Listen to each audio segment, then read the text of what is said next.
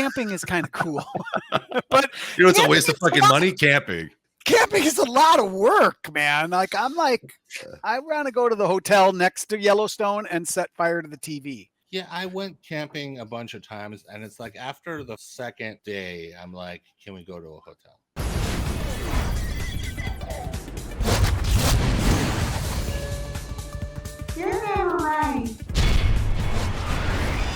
I'm here with Lishy, Nutter, AI Snippins, and today we're talking camping with friends who love to give each other the business. So I went camping, and I stupidly didn't know that if you touch the ground, you could die of hypothermia. You know how most people, when they put like moss or leaves or something, or they have that. Sleeping bag? Yes. So you have a sleeping bag, but they have that thing that goes under a sleeping bag. I Oh didn't. yeah, a mattress pad. A pad. Yeah, I didn't have it under my sleeping bag, and I woke up in the middle of the night shivering to death. I didn't know that you shouldn't contact the ground with. Yeah, the ground gets very cold. Yes, I had no idea. Yeah. Were you out of a tent? You weren't in your tent? I was in my tent, but the tent Okay. is like thin as crap, right? It's just touching Yeah. the ground. And then I was in a sleeping bag touching the ground. And oh my, and it was in LA, which I didn't think would happen to me, but it was horribly cold. Dude, I was up in Angeles Crest, which is like I think 4,000 feet, 5,000 maybe, and it was a men's retreat, and 3 of us shared a tent, pretty big tent, and it was like October, and I was cold, and so I would get so cold that I couldn't sleep, so I would shriek at the top of my lungs until everybody woke up, and then when they woke up, they're like, "What?" I said, "I'm cold." And that was all. I can't sleep. Nobody does. When I get cold, I take Robbie and fold him in half like a sexy taco and then slide in like I am the ground beef. I think you were thinking of tarp. You're supposed to put a tarp under the tent. Put a Oh, tarp on right. the ground. Then you stake the tent over the tarp. And Right, the tarp I didn't do it's that. a nice separation between the ground and the tent. Yeah. I always also line the bottom of my tent with blankets. Oh, So good idea. In case you were still confused, he is the taco shell. Then I slide in to warm myself. He is like a Talenton from south of the border. So I go camping only because I like to go to music festivals still. I love playing shit Jenga on an annual basis. So yes, As one does. as one does, you know. I can't wait for my next round of shit Jenga. You do car camping at these things. So you basically line up cars in a field, and then everyone, sets up their tents and their campsites in the area next to the festival. So you just kind of go back and forth between the festival and your campsite, and you live there for 5-6 days. ICP. Yeah, well, they have one. Yes, what is it? The insane. Was it Juggalos. the Dark Carnival? That's what they call it. I would Isn't- love to go to ICP. Dark Carnival. Sorry, I would go 100%. Isn't thievery at these things just rampant? Yes, but when you start making more money, you can separate yourselves into the sections where it's less rampant. Basically, when you pay for VIP and you pay the VIP camping, the VIP areas typically have fewer problems. Actually, very notable at Electric Forest, the GA, there's, at least based on the Reddit browsing that I've done, lots of reports of vandalism, theft, things like that in GA. VIP area I've gone 4 years, I think, and it's always been pretty smooth. But you should lock up all your valuables in your vehicle. So we don't leave anything expensive out. So if anything gets stolen, is maybe a bag of weed or something. If they get my pot gummies, someone is getting stabbed by my boot knife bonus. Yeah, I go to men's retreats. So it's like, ladies and gentlemen, gentlemen, start your engines.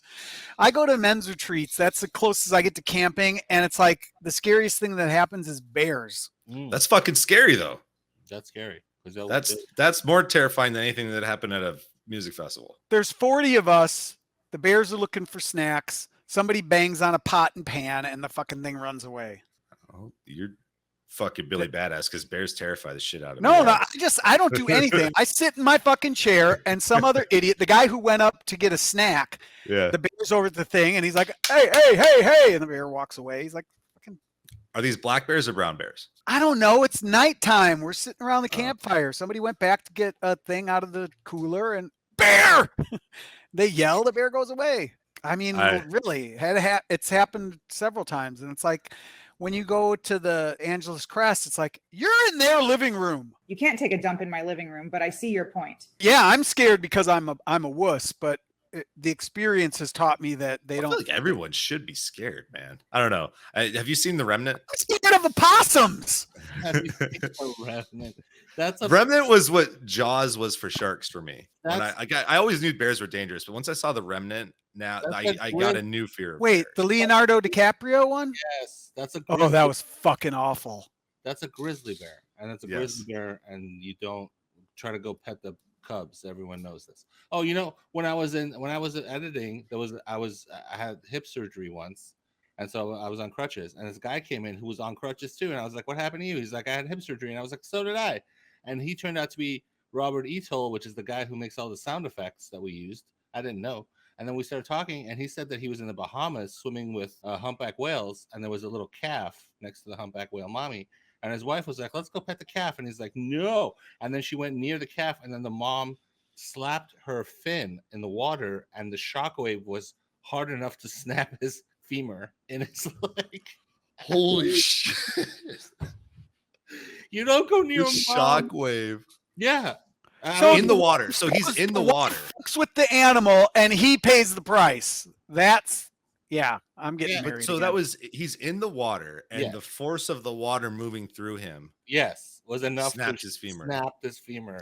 the largest bone in the human body. Yeah, just because Snapped with a rubber duck. She slammed her fin into the water to keep them away, and then the shockwave from the slam broke his femur. And then She fucked around, and he found out. And then he said they took him into this room that had like a window, it had like flies in the window and stuff. And the guy took out a saw to like saw off what's remaining of his femur. And he was like, "Oh God, no." And then he said they called the consulate and they had him helicoptered to Florida where he had hip surgery because he didn't want them to do it because they had like a saw, like a rusty saw that they were gonna cut off one of those left of his femur. They also use it on the whales. It's the fucking whale saw. It's weird because not only was he in the Bahamas, but he was in like 1860. That was a story. I don't know. I wasn't gonna be like, you're mistaken, sir. I always thought it was a very interesting story. Oh, it was awesome, but we're having fun and making fun of it. Yeah, fuck that guy. But what I'm saying is, He's fine. Rub some grass on it. Take a lap.